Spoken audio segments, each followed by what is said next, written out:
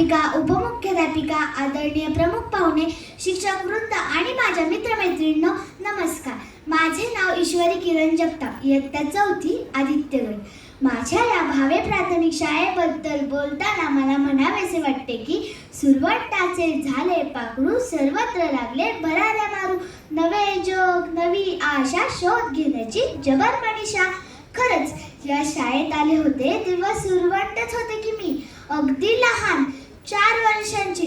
रडत रडतच पूर्व प्राथमिक शाळेत गेले आणि मग काय, पाहता पाहता पहिली, दुसरी, तिसरी आणि आता 4थी. वयाने वाढले, शरीराने वाढले आणि हो, बुद्धीनेही वाढले. नाक पुसणारी, रडणारी, आईच्या पदरामागे लपणारी ईश्वरी आता गोलखोखो खेळते, नाटकात काम करते, समूह गीतात भाग घेते, वर्गाची मॉनिटर होते. MTS, ज्ञानांजन, ज्ञानवर्धिनी यांसारख्या स्कॉलरशिपचे पेपर आत्मविश्वासाने सोडवते.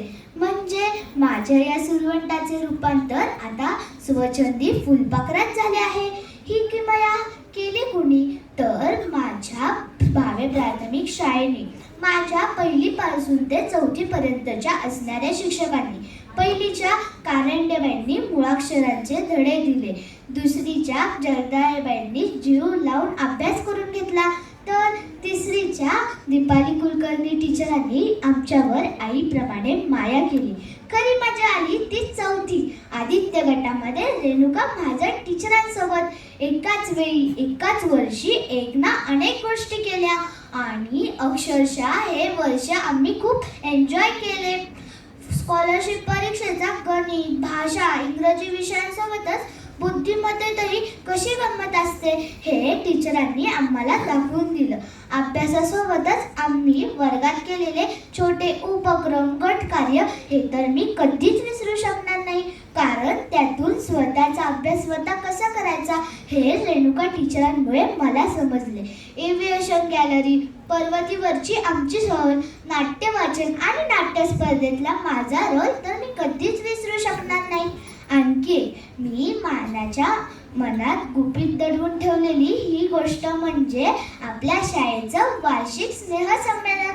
तुम्ही म्हणाल त्यात काय विशेष आहे?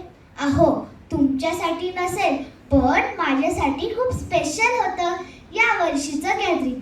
कारण या वर्षी माझी विद्यार्थी प्रतिनिधी म्हणून निवड झाली होती. त्यामुळे छान छान फ्रॉक घालून प्रमुख पाहुण्यांसोबत इथे या व्यासपीठावर लाल लाल मानाच्या खुर्चीत बसायला आणि मिरवायला मिळालं होतं. मला काय आनंद झाला होता म्हणून सांगू तुम्हाला.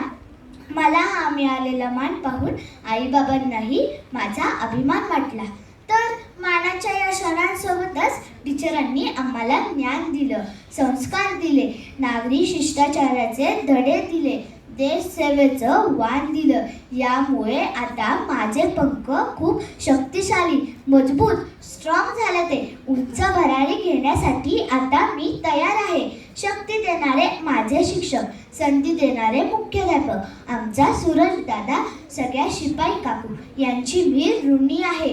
या सगळ्यांनी दिलेली शिदोरी घेऊन मी मोठी होणार, चांगले काम करणार, प्रसिद्ध होणार आणि मोठी झाल्यावर पुन्हा एकदा या शाळेची माजी विद्यार्थिनी होऊन प्रमुख पाहुणी म्हणून येणारे आणि या अध्यक्षाच्या खुर्चीवर बसणार.